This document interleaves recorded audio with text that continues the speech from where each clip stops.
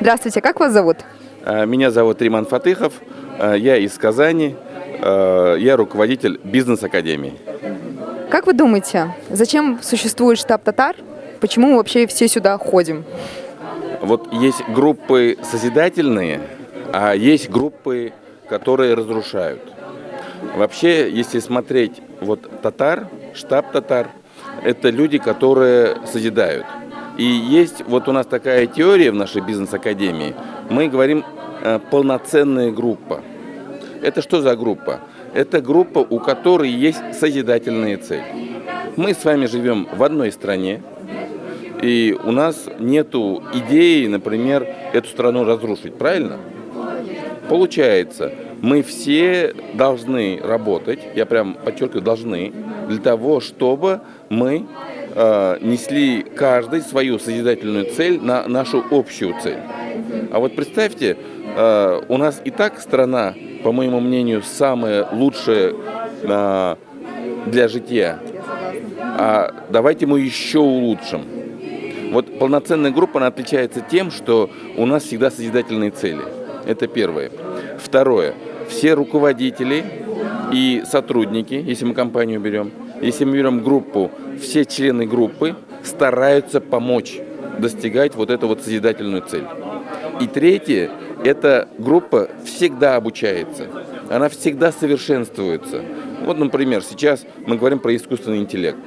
Слушайте, ну давайте мы его так использовать для того, чтобы быть более эффективными. Понимаете? Поэтому мое мнение, штаб татар, он создан для того, чтобы вот было много таких полноценных групп, и эти группы друг другу помогали, а не конкурировали. Это вот ключевой момент. Нам нужно помогать друг другу. И чтобы каждый становился лучше. Если бы я знал, например, ваши цели, я бы чем бы помог бы. Это что означает? Означает то, что нам еще нужно поработать над целеполаганием и какие созидательные цели мы бы хотели бы достичь. Да? Каждый из нас, например, там, как каждый татарин. Давайте вот так скажем. А есть ли у вас какие-то советы уже, которые можно дать нашему штабу, чтобы выполнять эту цель? Вы знаете, вот как мы сегодня говорили, первое – это иметь созидательную цель. Второе – быть в той реке, где эту цель можно реализовать. И уникальность штаба татар, она в том, что в штабе татар есть люди из разных рек, совершенно из разных. И если, например, я понимаю, что я попал в реку студенты, мне надо быстро обучиться, вот в пределах вот этих вот 4 энергий, которые мы с вами смотрели, там физическая энергия, там интеллектуальная, духовная, значит, и эмоциональная, да. То есть мне надо быстро накачаться, быть сразу нормальным, производить и перейти в другую реку.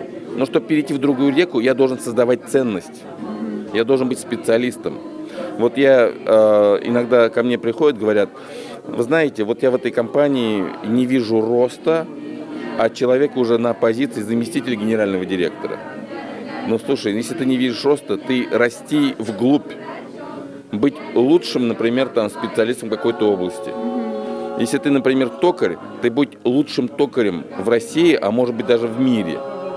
Я такие коллективы видел, например, на Набережных Челнах. Там были, например, специалисты, именно токаря там, в своих областях, там, вторые в мире. Или, например, посмотрите, вот, например, на полноценную группу КамАЗ-мастер.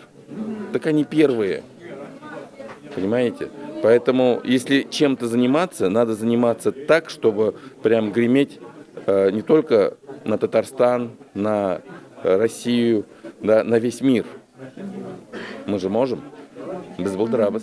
Соблюдаете ли вы пост? Да, я соблюдаю. Мы как раз сегодня выступали на Умма-форум для того, чтобы поддержать ислам и вообще нашу религию. Я сам как мусульманин, мы как мусульмане, мы ждем Рамадан. Это же праздник. И кроме того, я стараюсь держать пост по понедельникам и по четвергам. И это дает энергию Да, то есть я вот не совсем силен там по поводу механизма, как это работает, но это даже вот с точки зрения простой физиологии, это дает много пользы. И я всем рекомендую, держите пост. А как давно вы вообще держите пост? Я из такой вот, ну, как сказать, классической семьи, там, да, татарской. У меня же фамилия Фатыхов. Фатых, да, мой, значит, прадед. Он был муадзином мечети. И у нас такая, ну, религиозная семья. И вот у каждого ведь свой путь в религии. Я в детстве держал, бабушка учила. Потом, когда учился в школе и там первые курсы, я перестал держать пост. Потом обратно вернулся. Были моменты, когда я видел не очень этичных предпринимателей, смотря на них, думал, что это дело в религии. Тоже переставал даже ходить в мечеть. Потом понял, что все-таки, если мы говорим про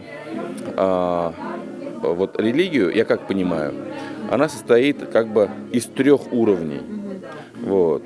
Ну, мы говорим про иман и ихлас, там, да, то есть и про обязательные процедуры, да, то есть, например, там 5 столпов ислама, там намаз, шахада, закат и пост. Ну, например, если мы говорим про намаз, вот как делать, как совершать намаз, это технология. Когда это делать, это администрирование. А если ты не понимаешь, для чего это делается, вот эта вот этика, иман, не получится. Поэтому я вот с точки зрения религии работаю вот в этих 3 областях, стараюсь, изучаю и каждому желаю, значит, найти свой путь. А вы можете дать какой-то совет для тех, кто будет первый раз держать пост? Мне что помогло самому? Это правильное окружение. Когда-то были такие календари, если вы помните, настенные, и там был закат, там рассвет, и как-то вот по этому времени ориентировались, бабушки там кушали и так далее. А потом как-то я прочитал, что там пейте, кушайте до того, пока не отличите белую нить от черной. Я реально думал, что нужно смотреть на нить белую, и вот там видно, не видно. Я спрашиваю ребят, я говорю, а вот это как? А они говорят, да нет, не так. На самом деле это про фаджр, это про первый, значит, как бы рассвет, когда появляется на горизонте вот эта вот белая нить. Вот до этого момента. Когда у тебя правильное окружение, во-первых, подскажут, во-вторых, значит, помогут, как правильно сделать. Но если ты уже в той группе, которая есть созидательные цели, у тебя нет шансов не делать. Поэтому всем желаю найти правильное окружение, которое соблюдает и которое готов помочь. И последний вопрос. Какой был самый яркий ифтар для вас? Для меня, скорее всего, прям такого прям яркого нет. Почему? Потому что я всегда радуюсь мелочам. Прям, ну, как ребенок там, да. Вот, например, сегодня сюда пришел, познакомился вот с вами и вообще с сообществом. Да, значит, покушали. Поэтому прям такого, чтобы выделить, у меня нет. И у меня такой принцип, потому что если смотреть с точки зрения вот 4 энергий, как говорит шейх Абдурахман, я стараюсь каждый день полностью опустошить все виды энергии. И эмоциональная, и интеллектуальная, и физическая. И чтобы, поспав, восполнить все вот это. И когда я восполняю энергию, например, ты держишь пост, да, то есть это же вот благодарность Всевышнему, что у тебя есть сейчас что покушать.